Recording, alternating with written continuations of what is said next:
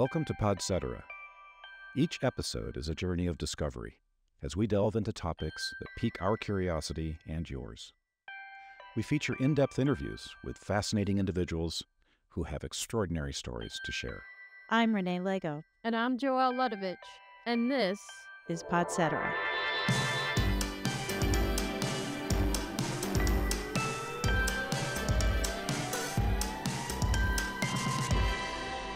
Welcome to this special episode of Podcetera. I'm your host, Renee Lego. And I'm Joelle Ludovich.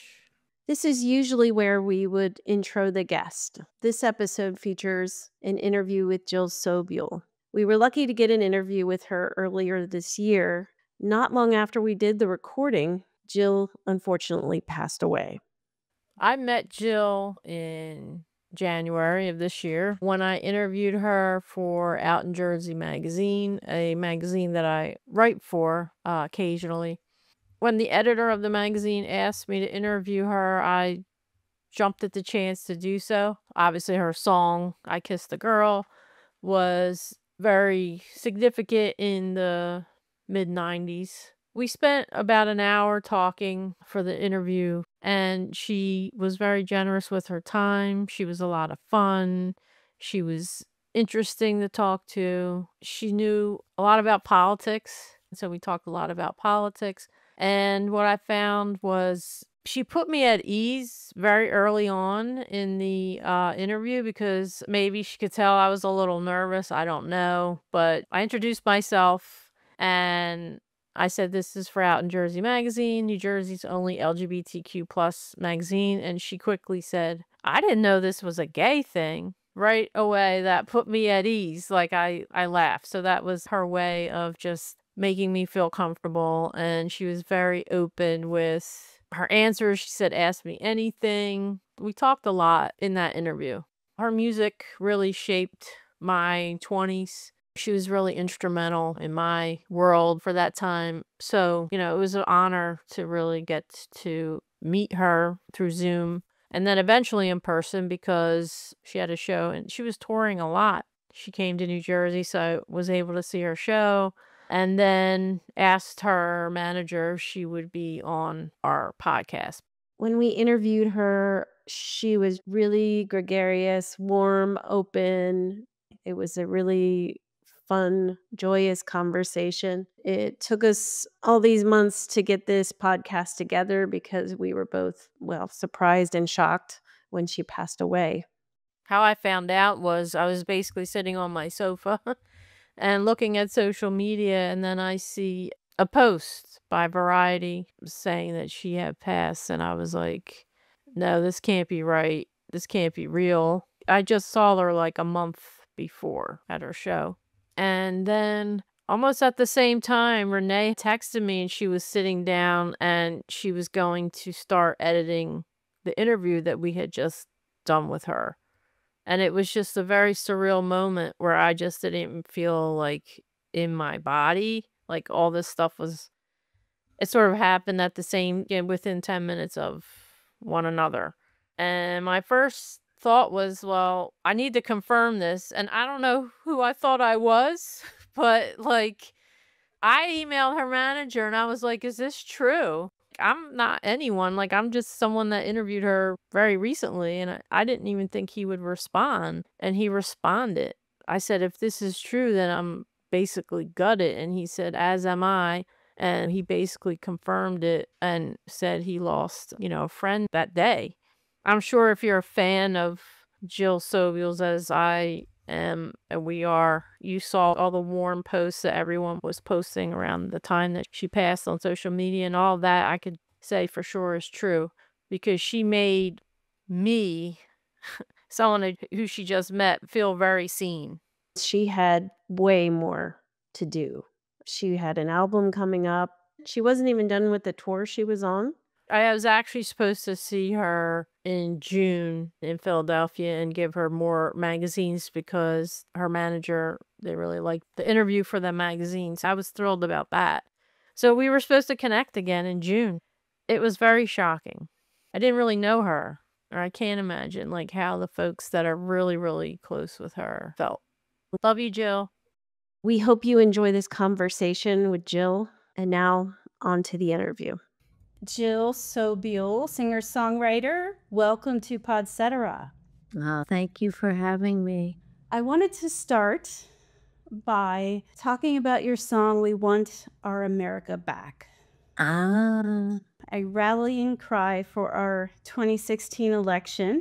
If you were to write a song about America today, what do you think the theme or message would be? It's so funny. I was joking with someone the other day where the chorus of America Back is, when they say we want our America back, what the blank do they mean? You know? And now I'm like, I want my America back. I want, it's almost like, yeah, I do want my America back. I wrote another joking song called Bring Back Richard Nixon. Yeah, he seemed like candy compared to small potatoes. So right now, it's a really interesting time writing songs because there's just an onslaught of stuff that you're getting and wanting to talk about. And as far as political songs, it's difficult because it's still the time where I don't wanna read the news. I wanna do something much lighter, like listen to a Charlie Manson about the family podcast, the other day. It was like, that seemed a lot lighter. Something to relax to. Something to relax to, exactly. So, I feel like right now, everything is changing and moving, and who knows by the time this comes out, what you're writing. But it almost feels like a daily journal, and it goes from, like you said, wanting to just, like, escape and move on and not turn on any news, and then the next day, it'll be like, "Oh, no, I have to write about something."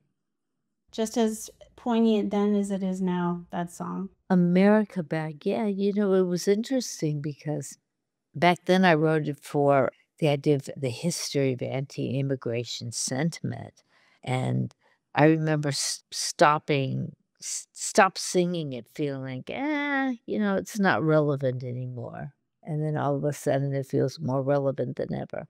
Some of my other songs too. Like I had a song in '97 about Christian nationalism called Soldiers of Christ.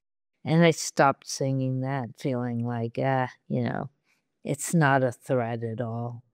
Someone asked for it the other day, so If it's asked for, would you perform it? absolutely. If I remember all the lyrics. Last year, you performed at the Kennedy Center, is that correct? I did. I think it was early January, or was it right after or right before the election? I can't remember. A lot of artists have recently chosen to cancel their performances in protest. I was wondering what your thoughts were on this, and how do you feel about artists using their platform to protest in this way? It's a completely insane. I mean, you don't wanna make the comparison, but it reminds me of in Germany, the deviant art and the bans on that, but this is even stupider. It was with Laura Ingraham and one of the guys, I forget his name. It's like, "Oh, we're gonna make a Kennedy dinner a great destination, Vegas, but have a Cipriani's," and seems ridiculous. And it's such a shame. It's such a storied, legendary place, and it was so exciting to be a part of it. Well, I mean, we're joking, what is gonna be the future acts, and I remember tweeting, Kid Rock, Rob Schneider, and all of Hitler's favorite Wagner operas or something. It's just I hope it won't last, but I think that a lot of artists will not play it. But I also think that the way that they're gonna curate it is a lot of artists who we care about are not gonna play, are not gonna be asked. It's gonna be like Branson, Missouri in the '90s. I can't even imagine what that would be like. With so much trauma and upheaval in the world today, what do you think the role of artists, songwriters, musicians, creatives should be? And how is all of this influencing the way you approach your next songwriting project? Which it sounds like we heard some of already. So There's a part of me that does that, and there'll be other songs that are non-political, but this is a time, I mean, I grew up when I was little listening to a lot of the pop artists and singer-songwriters that, during the Vietnam War, the John Prines, the Dylans, the Gil Scott-Herons, even like a Marvin Gaye, what's going on there was a lot of that sensibility that reached pop music. I don't know if that's gonna happen today. It's a different world and different medium when you got people on TikTok and YouTube, but hopefully we will see more politically minded and protest songs. Okay. So, what is the spark that drives your songwriting? And do personal experiences, the pulse of the world around you, or something else entirely fuel your creativity? I'm not one of those. I hate like, I have a couple friends that write every day, and that's annoying, And I always say, it doesn't mean they're all good, but I'm a procrastinator, I'm lazy. To wait for inspiration, that does me no good. I have to force myself to write. It's like a runner doesn't wait for inspiration to run. They have to go out, train, and go out there, and eventually it feels good, and you got endorphins. And I feel the same way about songwriting is that, I have to force myself to do it. Now, sometimes there's things like these like topical songs and political songs. That's easy, but when I always feel like I wish I could get the exact quote, but there was a Stephen Sondheim quote. They said if someone asks him to write a song or a love song, he can't do it. But if they ask him to write a song with the woman with red with an umbrella who falls down the stairs, I don't know the exact quote, but the idea is that, creating prompts and having a frame around the anarchy, I have to have that. So, like you said, just being inspired doesn't do it. How do you know when a song is finished? A couple things. One is I'm kind of brave in a way where I'll take an unfinished song and I'll play it live, get a feedback, and see what works or doesn't work. Go back and polish it, add a verse. You get the feeling. Do you even tweak it after it's recorded? Yeah, let's say you're recording a record and you have a song that's recently written, so you haven't played it out much. After it's recording and you have a year or so of playing that song live, like when I listen to the recorded version, I'll go, what is that song? Yeah. It does evolve, whether that's tempo, melody, playing with the lyrics a little. So yeah, they're kind of living documents for me. So, your music has often had a storytelling aspect to it. I always say, for me, listening to your music is very visual. It conjures up a lot of, imagery. Is there a specific story or moment in your life that you feel hasn't been told in your songs, but might be in the future? Good question. Well, I've dealt with the seventh grade show. I've dealt with adolescence and the pains of that, and maybe I haven't talked as much about the last 10 years of my life. Maybe even like my last album, Nostalgia Kills, which was a song with a lot of nostalgia. Mhm. And that's kind of scary to write about where you are now. And it's funny, as a person who's even past middle age a little bit, you never hear songs or songwriters writing about that, about getting older. Like, wouldn't it be refreshing if the Stones, instead of still having songs about young models or 20-year-old girls were writing a song about, maybe no one wants to listen about, God, my back hurts. Yeah. Right, something relatable. What was interesting was you talk about story songs, and I've always liked listening to the singer-songwriters that were kind of literary or felt like it was a storytelling. And one of the songs that really affected me was John Prine's Hello in there, sung about a really kind of depressing older couple or older guy singing, there's something so visual and something that people don't talk about. That story, the loneliness of someone being isolated, getting older. Maybe that's not pop song material, but it's a new place to mine. Right. Maybe you could put a spin on it, in your own way. Yeah. I think you could, yeah. Well, I did write a song on a record, and I had a song called Claire. And it was like the Elvis Costello, Paul McCartney song Veronica, and it was about a woman who had Alzheimer's. But the interesting thing was when I saw her, is a woman that I met a couple times, and I realized she didn't have Alzheimer's or dementia. Every time I saw her, she was on her third martini. She was just drunk, and there's something so delightful about that. Right. I could ask you about, your favorite collaboration that you've done across the years, but maybe instead of asking you who you've collaborated with, maybe there's a dream collaboration that you have never had, Oh my God. you know? Dream collaborations. Well, I have collaborated with people who I really love and that I also loved when I was younger. I mean, you can't not think about when you were a kid, the people who were your heroes. So, of course, when I was a kid, my first instrument was drums. So, if I could collaborate with Ringo, I mean, come on. I don't know what that would be, but I just saw him. He's what, 80-something years old? And he looks so good. It's amazing. But I think, Joni, I think it'd be the people who were collaborating that I loved when I was a kid. And then there's newer artists who would be amazing, but there's something about playing with people like a Ricky Lee Jones, and people that influenced me. Because you're fulfilling a fantasy when you're a kid. Exactly. So looking back at your career, which album or song, excuse me, are you most proud of and why? There's so many. I really love my Pink Pearl record. There was a song off Nostalgia Kills, the last one called Island of Lost Things, that I really love.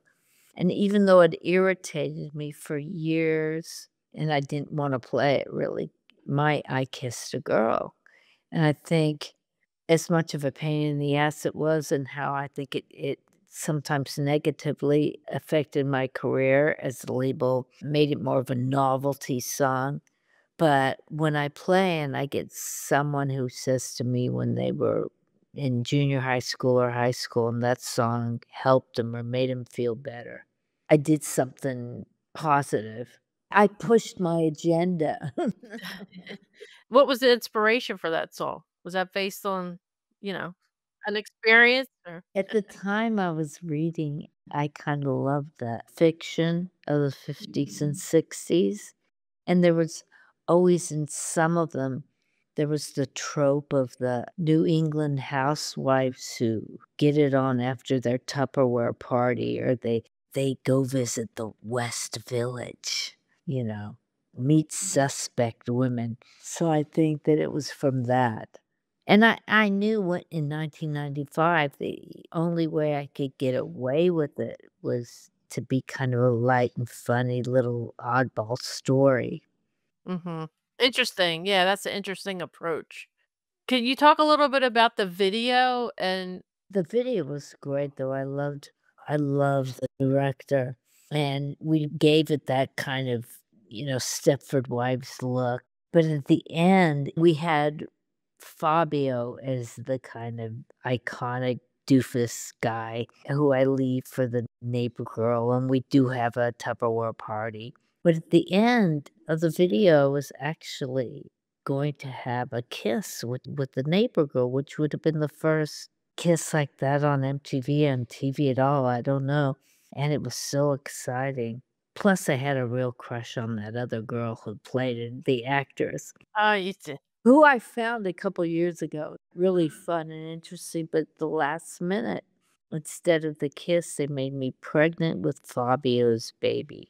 It's still a good video, but it was a real disappointment for me. Why Fabio? Well, originally we were like, okay, can we get David Hasselhoff? Oh no, he'll cost money. Fabio there was something so goofy and iconic about him. And he was on the cover of romance novels, and we did Takeoff Sonnet where I was in romance novels. It was the days when they spent a lot of money on videos. I was glad I got to be at the end of that in the music industry. Oh, Fabio. Remember my Fabio Yeah. story? Renee has a Fabio story. Oh, I do too. You go with yours and then I'll tell you mine. Mine's not as exciting. I didn't do a music video with him. He wanted to borrow my machine at LA Fitness. He wanted to know if I was done with my set and wanted me off my machine. That's funny. Renee used to live in LA. Oh my God, Renee, I have a similar one. About 10 years ago, I was at the fancy in West Hollywood gym visiting, and I saw Fabio, and I hadn't seen him in years, and he said, hey, and I was on a machine. He goes, hey, I'll spot you if you want. That was it. So Similar story. Wow, he's always at the gym, I guess. Well, there you go. Fabio did not get me pregnant. no. So, true story. We talked a little bit about this earlier, but what are some of the challenges that you have faced in the music industry, and how have you overcome them, or did you overcome them? No, probably I'm still dealing with it. I didn't make smart moves. I wasn't the kind always saying, I'm going to write a hit song. I'm going to write, I always had this kind of hippie ethics, for better or worse, that I'm just going to do what I want to do, and for better or worse.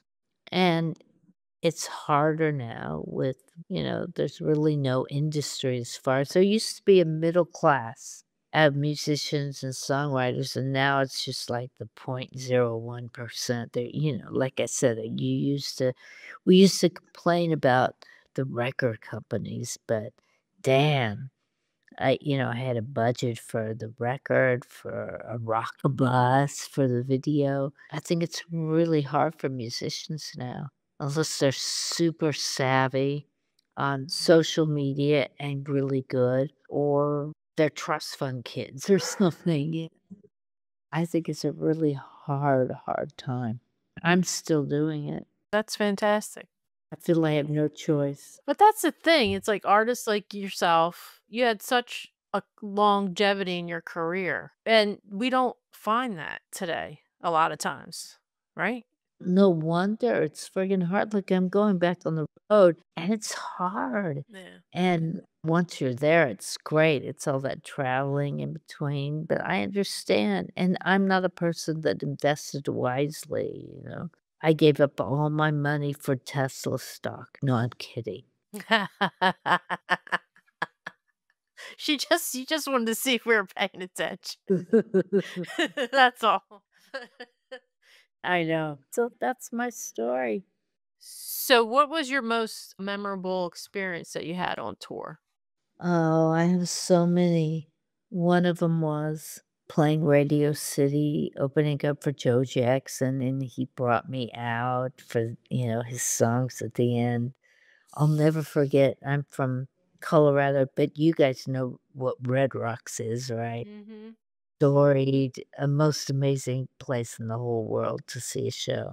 I mean, I'd gone there my whole life, and my manager at the time was managing the Crosby Stills. And they came to Red Rocks, and he says, I'll get you an opening act. And I was so excited. I mean, your childhood place in Crosby, Stills, and Nash.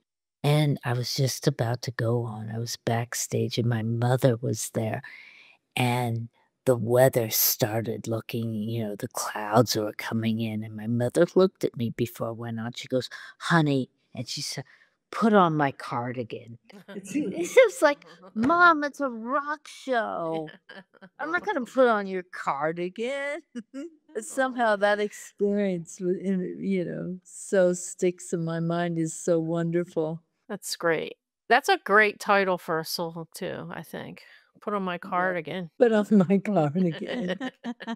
Or an album. There you go. That she thought of that. Yeah. Like, I'm going to wear a mother's cardigan. To give you some advice. She was sweet. She was great. So yeah, there was a lot of amazing moments I had on stage. And I played with so many great people. Do you have any talents or hobbies that fans might not know about? I have no other talents or hobbies. I read a lot. Okay, I'm a total sports fan. Denver sports. And in fact, the first thing I ever won, maybe the only thing I ever won, I was 10 years old and I won the Denver Nuggets poster contest. My dad really did it, but I colored it in, you know. And I got to meet all the players, and I won an AM/FM clock radio that blew up a week later. But ever since then, it's a connection I have with my family. They've all moved out of Denver, but we have this thing where we talk every Sunday when the Broncos play or when the Nuggets are in the playoffs, and I know stats. That's impressive that you know stats. I watch a lot of basketball. There's a lot to learn and a lot to. You know, it's so funny. I'll be somewhere and I'll have on like my Nuggets hat, and some dude will come up to me, or a cab driver or Uber driver, and they're so impressed that I know my shit. That's right. See, that's right. I love that.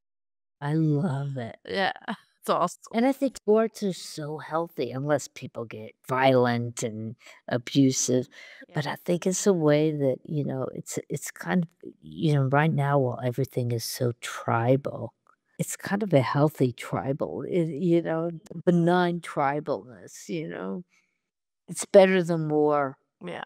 Anything is better than that right now. And if I could have another career, I would be like one of those women in the floor after the game in the basketball court with my hand up in the air with my microphone talking to someone who's like 6'10" and interviewing them after the game. That would be my fantasy job.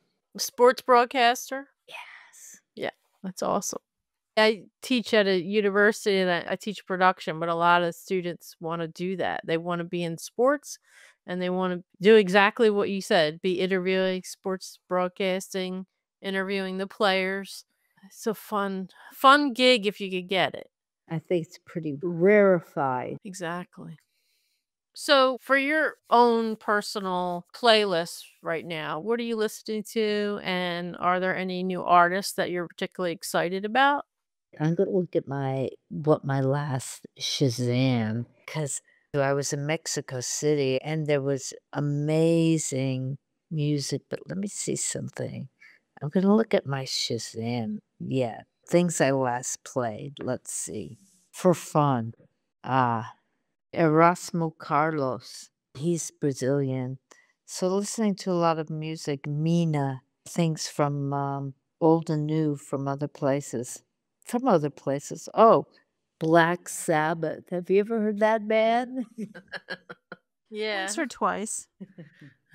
It's so funny, the kind of like, I look at what I listen to and it's just so Velvet Underground, the CC, oh my God, band called Claro, then a Coleman Hawkins, Jimmy Rogers, Louis Prima, that's some old shit. Oh, wow. Louis Prima. Yeah. You know, I've been listening, this is amazing, this podcast, do you guys know, called The History of Rock in 500 Songs? It's amazing. It starts like with Benny Goodman, goes to like Louis Prima, but the guy is this English guy and he goes deep, deep, deep into songs like the Beatles' Tomorrow Never Knows. It's like the song, that's what's listed, but it's like a 3-hour podcast for that one. And the first hour is about the history of LSD. And then he just goes into where the Beatles first started, then Tomorrow Never Knows is like 15 minutes, but it's really amazing. But their Louis Prima one is fantastic. I'll have to check it out. Yeah. It's pretty dang great. What have you been listening to that you like a lot lately? I like A Tribe Called Quest. Oh, yeah. I love that era. Black Pumas here in Austin. Do you like the Black Pumas? I do not know the Black Pumas. You can have to. Check them out. Good. Austin group. Do you have any other projects or albums coming up in the near future? I have my F word. I don't know if I can cuss on this. Fuck 7th grade. It was the musical memoir I've done over the last few years at a wonderful little theater in the East Village. And I recorded a cast record. And then I think in June, they're re-releasing my 1995 record, self-named Jill Sobule record that had like Supermodel and Kiss the Girls. So At the end of the podcast, we do a speed round. okay, go. So I'm going to start with the first question of our speed round. If you could collaborate with any musician, who would it be and why? I would say Paul McCartney, just because that was a childhood first record I ever bought. What album cover moves you the most? The artwork. The artwork. Oh, well, I remember I used to buy records because of the artwork, and there was a Todd Rundgren record called The Wizard of True Star, and I loved it because it was like this weird kind of octagon, and I bought it just because it looked like he was on LSD, and it was weirdly shaped. If you had a late night show, which group would you choose to be your house band? Maybe old Radiohead. Awesome. What was the first album you remember owning and who bought it for you? I think my parents bought it for me. My brother is 6 years older than me, so I had all these singles, but I don't know what was his or mine. I remember the first album maybe wasn't my brother's, but my dad bought for me. Might have been Ziggy Stardust. Oh, cool. We do a segment called Question Down the Lane where we ask our guests to provide a question for our next guest. And so our last guest has a question for you. Okay. If you could have dinner with anyone in the world, who would it be? Dinner with anyone. Maybe Paul or Jesus Christ, because not that I personally am, a believer, but I love the historical. Would not be for religious reasons. Thank you so much for joining us on Podcetera. We really appreciate it. It was so great to meet you. Thank you. Thanks, Jill, for doing this. I hope I catch one of your shows too. Yeah, me too. If you enjoyed this episode, please leave a review and share Podcetera. And be sure to follow and like the series wherever you enjoy podcasts. For Podcetera, I'm Renee Lego. And I'm Joelle Ludovich. Thanks for listening. See you next time.